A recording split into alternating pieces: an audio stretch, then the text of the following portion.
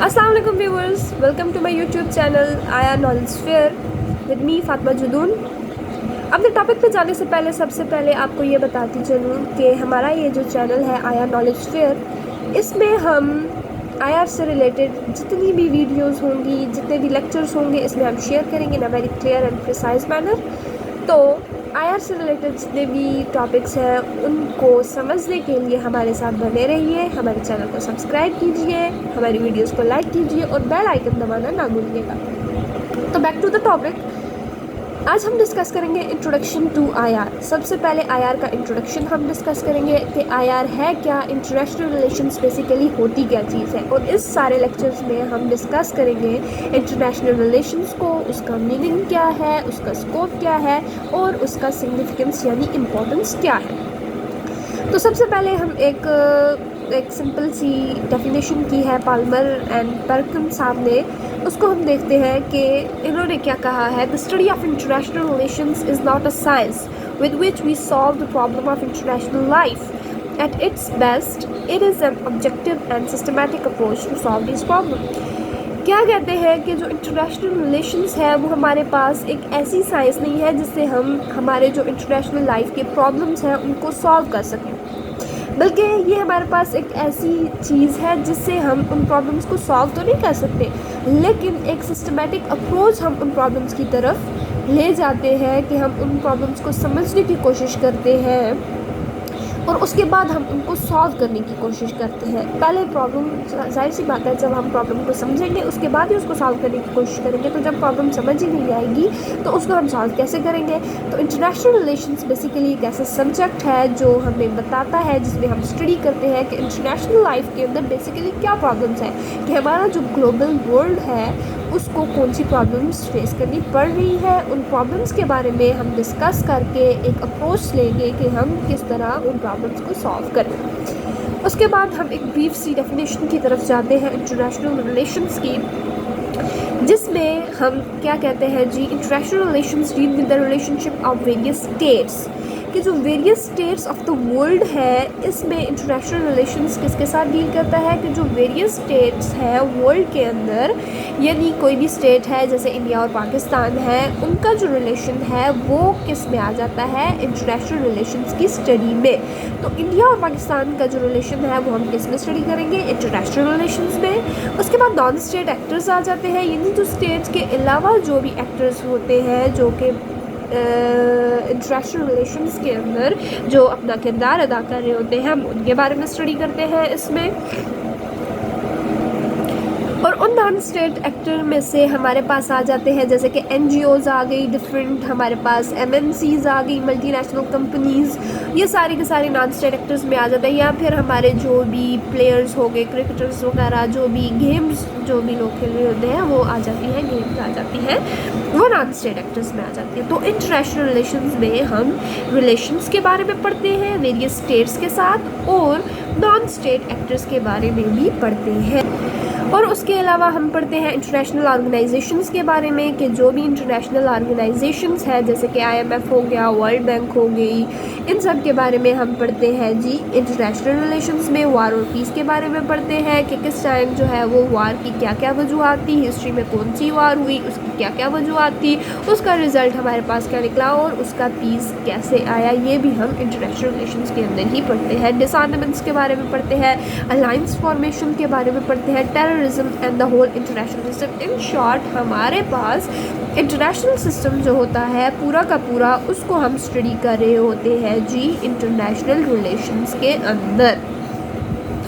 ठीक हो गया, यानी हमारे पास जो स्टेट एक्टर्स हैं, जो नॉन स्टेट एक्टर्स हैं, उन सब के बारे में हम स्टडी कर रहे होते हैं इंटरनेशनल रिलेशंस के अंदर। उसके बाद हम चलते हैं अपने नेक्स्ट टॉपिक की तरफ, मीनिंग ऑफ आईआर की तरफ, जिसमें हम देखते हैं आईआर का क्या मीनिंग है।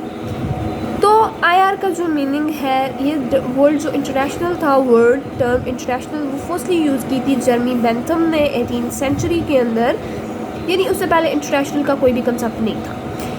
दो पॉइंट ऑफ व्यू है इंटरनेशनल रिलेशंस के रिगार्डिंग। यानी इससे पहले जो स्टेट्स होती थी वो जो है वो बड़ी बड़ी एम्पायर्स होती थी, वो भी एक दूसरे के साथ इंटरेक्ट करती थी, लेकिन इंटरेक्शन में बहुत ज़्यादा मसला आता था। यानी हमारे पास उस वक्त हमारी टेक्नोलॉजी इतनी ज़्यादा स्ट्रॉन्ग नहीं थी, हमारी कम्युनिकेशन इतनी ज़्यादा स्ट्रॉन्ग नहीं थी, तो स्टेट्स जब एक दूसरे के साथ इंटरेक्ट करती थी तो वो उस तरह से इंटरेक्ट नहीं कर सकती थी। लेकिन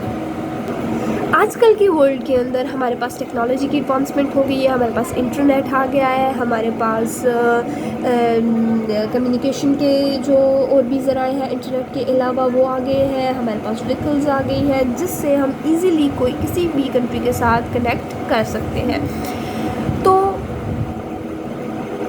जैसे जैसे with the passage of time जैसे जैसे टाइम गुजर रहा है, with the passage of time technology advance हो रही है, कम्युनिकेशन ज़्यादा आ रही है हमारे पास,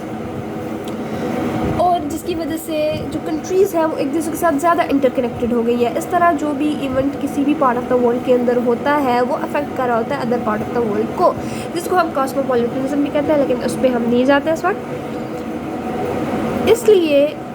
इधर हम लोग स्टडी कर रहे हैं जी नैरो व्यू इंटरनेशनल रिलेशंस के अंदर। नैरो पॉइंट ऑफ व्यू क्या है कि इंटरनेशनल रिलेशंस को हम पहले यानी कुछ जो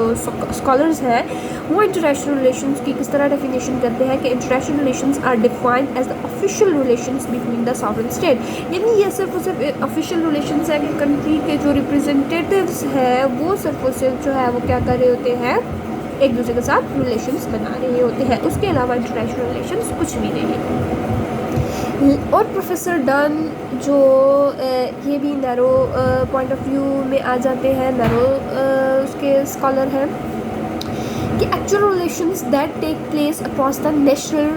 बाउंड्रीज़, कि ये वो रिलेशंस हैं जो कि टेक प्लेस हो रहे होते हैं नेशनल बाउंड्रीज़ के पास। यानी वही बात आ गई कि एक कंट्री का दूसरी कंट्री के साथ जो रिलेशंस होते हैं वो हमारे पास क्या आ जाते हैं, इंटरनेशनल रिलेशंस आ जाते हैं। ये प्रोफेसर डन ने कहा है, जो कि एक नया पॉइंट ऑफ व्यू। उसके बाद ब्रॉडर पॉइंट ऑफ व्यू में चले जाते हैं कि उसमें सबसे पहले हमारे पास स्कॉलर आ जाते हैं क्विंसी राइट। इन्होंने ये कहा है it is only the nation which international relation seeks to regulate, कि सिर्फ और सिर्फ नेशंस नहीं है या कंट्री के ऑफिशियल रिलेशंस नहीं है जिससे इंटरनेशनल रिलेशंस जो है वो इंटरनेशनल रिलेशंस कंडक्ट हो रहे होते हैं, बल्कि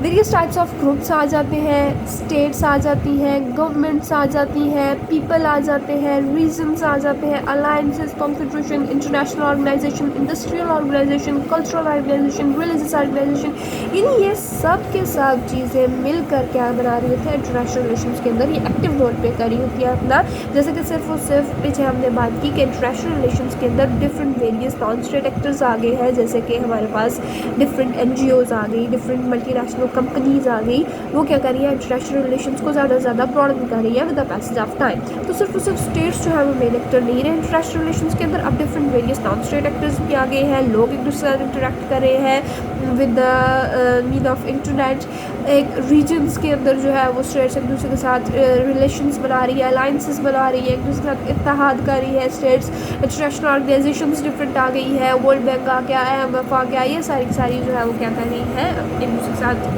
इंटरेक्ट कर रही है और ग्लोबल वर्ल्ड के अंदर एक दूसरे के साथ इंटरनेशनल रिलेशंस बना रही है। नेक्स्ट टॉपिक की तरफ चलते हैं, स्कोप ऑफ IR का स्कोप जो है इसको डिवाइड किया जाता है 4 फेजेस के अंदर, जिसमें सबसे पहली फेज़ आ गई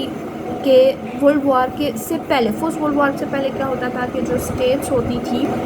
उसमें IR की फील्ड को इस तरह स्टडी किया जाता था कि सिर्फ और सिर्फ उसमें डिप्लोमेटिक हिस्ट्री के बारे में स्टडी किया जाता था। यानी उसके अलावा IR को कुछ ज़्यादा ये समझा जाता था, इतनी डाइवर्ज नहीं थी ये हमारे पास ये जो हमारा IR का सब्जेक्ट है इतना ज़्यादा डाइवर्स नहीं था।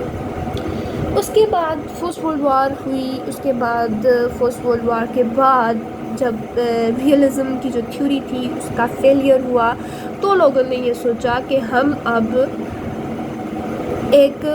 ऐसी ऑर्गेनाइजेशन बनाते हैं। यानी रियलिज़म क्या थ्योरी थी कि जिसमें बैलेंस ऑफ पावर के बारे में बताया जाता था कि पावर जो है वो बैलेंस रहेगी तो कोई भी कंट्री दूसरी कंट्री के ऊपर अटैक नहीं करेगी। लेकिन IR उसके बाद फर्स्ट वर्ल्ड वॉर ने इस चीज़ को गलत साबित किया कि रियलिज़म वहाँ पर फेल हो गई। उसके बाद लोगों ने ये सोचा कि हम जो है वो एक ऐसी ऑर्गेनाइजेशंस बनाते हैं जिसमें लोग एक दूसरे के साथ मिल बैठ कर काम करेंगे और एक दूसरे को ज़्यादा से ज़्यादा एक दूसरे के साथ इंटरेक्ट करेंगे। तो उसके बाद जो है वो लिबरलिज्म की थ्योरी आ गई, जिसमें इन्होंने लीग ऑफ नेशन की इस्टेब्लिशमेंट की, लेकिन उसके बाद लीग ऑफ नेशन भी जो है वो फेल हो गई, वर्ल्ड वार 2 स्टार्ट हो गई। और वर्ल्ड वार 2 के बाद जो है वो हमने देखा कि किस तरह इंटरनेशनल ऑर्गेनाइजेशंस, यानी पहले तो इंटरनेशनल ऑर्गेनाइजेशंस बनाई गई, लेकिन ये नहीं बताया गया कि कौन कौन सी इंटरनेशनल ऑर्गेनाइजेशन हो, कौन कौन सा डोमेन उनको दिया जाएगा। लेकिन वर्ल्ड वार 2 के बाद IMF आ गया, वर्ल्ड बैंक आ गया, डिफरेंट यूनिसेफ आ गए, यूनाइटेड नेशंस आ गई। तो इन लोगों ने क्या बताया कि ये जो है वो डिफरेंट डोमेन्स के अंदर ही अपना काम कर रही थी। तो international organisation I, non state actors जैसे कि MNCs वगैरह आ गई, NGOs आ गई, तो इनकी ज़्यादा से ज़्यादा इमरजेंस होना शुरू हो गई, ये स्प्रेड होना शुरू हो गए with the passage of time, और इनको भी स्टडी किया जाने लगा इंटरनेशनल रिलेशंस के अंदर। अब मॉडर्न एरा के अंदर इंटरनेशनल रिलेशंस का क्या स्कोप है कि वही स्कोप के हमारे पास ज़्यादा से ज़्यादा हमारे नॉन स्टेट एक्टर्स आना शुरू हो गए, हमारी इंटरनेशनल ऑर्गेनाइजेशंस बिल्डअप होना शुरू हो गई, जिसकी वजह से हम क्या करते हैं, अलाइंसेस बना रही हैं कंट्री एक दूसरे के साथ। तो उन सब को स्टडी कर रहे होते हैं हम IR के अंदर। नेक्स्ट आ गया significance of the study. Significance of the study यानी इंपॉर्टेंस क्या है इसको स्टडी करने की। तो enable us to understand basic motive underlying the policy of various countries in international sphere, के इंटरनेशनल स्फीयर के अंदर जो डिफरेंट कंट्रीज़ हैं उनकी जो डिफरेंट पॉलिसीज़ हैं कि आया उन पॉलिसीज़ को यूटिलाइज़ करके वो सक्सेस हासिल करते हैं या फिर फेलियर का सामना करना पड़ता है। तो IR की फील्ड के अंदर हम वो पॉलिसीज़ के स्टडी करते हैं कि कोई भी स्टेट उन पॉलिसीज़ को यूटिलाइज़ करके किस तरह वो सक्सीड हुई या किस तरह फेल हुई। और उसके बाद ये हमें इनेबल करता है कि हम उन पॉलिसीज़ के बारे में ना सिर्फ जानें बल्कि हम ये स्टडी करें कि किस तरह ये पॉलिसीज़ बनाई गई हैं कि हम कोई भी प्रॉब्लम, कोई भी थ्रेट फेस करेंगे तो हम उसको किस तरह से फेस करेंगे। उसके बाद आ गया जी, narrow nationalism is a bane of humanity and pose a serious threat to the world peace. कि नेशनलिज्म जो है हमारे पास ये एक थ्रेट है वर्ल्ड पीस को, यानी जब सेकेंड वर्ल्ड वार हुई उसके बाद लोगों ने ये कहा कि हम ज़्यादा से ज़्यादा इंटरडिपेंडेंस करेंगे, स्टेट्स एक दूसरे के ऊपर इंटरडिपेंडेंट होंगी, जिसको हम न्यू लिबरलिज्म की थ्योरी भी कहते हैं। न्यू लिबरलिज्म के स्टेट्स एक दूसरे के ऊपर इंटरडिपेंडेंट होंगी, जिस वजह से जब ज़्यादा इंटरडिपेंडेंट होंगी तो कोई भी वार का थ्रेट नहीं होगा, क्योंकि स्टेट्स जो है वो उनको ख़तरा होगा कि अगर हमने किसी दूसरी स्टेट के ऊपर अटैक किया तो नुकसान हमारा ही होगा। तो नेशनलिज्म जो है क्या कहता है कि ये एक थ्रेट है वर्ल्ड पीस को, जिससे स्टेट्स जो है वो अगर वो नेशनलिज्म की पॉलिसी को फॉलो करती है तो उसका रिज़ल्ट सिर्फ और सिर्फ वार ही होगा। उसके बाद क्या कहता है कि no state in modern time can claim full authority to act as its likes. कि कोई भी स्टेट मॉडर्न टाइम के अंदर कि वो इस तरह से एक्ट नहीं कर सकती कि वो फुल अथॉरिटी अपनी क्लेम नहीं कर सकती। क्यों नहीं कर सकती? क्योंकि जो हमारा इंटरनेशनल स्फीयर है आजकल, इंटरनेशनल सिस्टम है, उसमें डिफरेंट स्टेट्स को लेकर चलना पड़ता है। कि अब कोई भी स्टेट, जिस तरह कोई भी स्टेट जो है वो एक स्टेट है वो दूसरी स्टेट के ऊपर बिना किसी वजह के अटैक नहीं कर सकती, या वो किसी भी स्टेट को इमदाद नहीं दे सकती, क्योंकि दूसरी जो स्टेट्स हैं उनको अगर उस स्टेट से थ्रेट है तो वो स्टेट अपनी फुल अथॉरिटी, बेशक वो बिल्कुल सॉवरेन है, वो दूसरी स्टेट को कोई भी लोन, कोई भी एड नहीं दे सकती। States should must try to conduct their affair relations along peaceful line and avoid military pact and alliances। और इसको स्टडी करने का मकसद ये है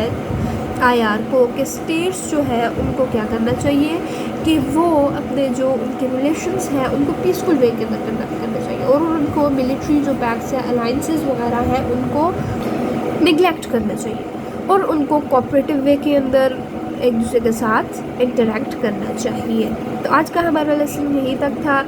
नेक्स्ट वीडियो के लिए हमारे साथ रहिएगा। अल्लाह हाफ़िज़।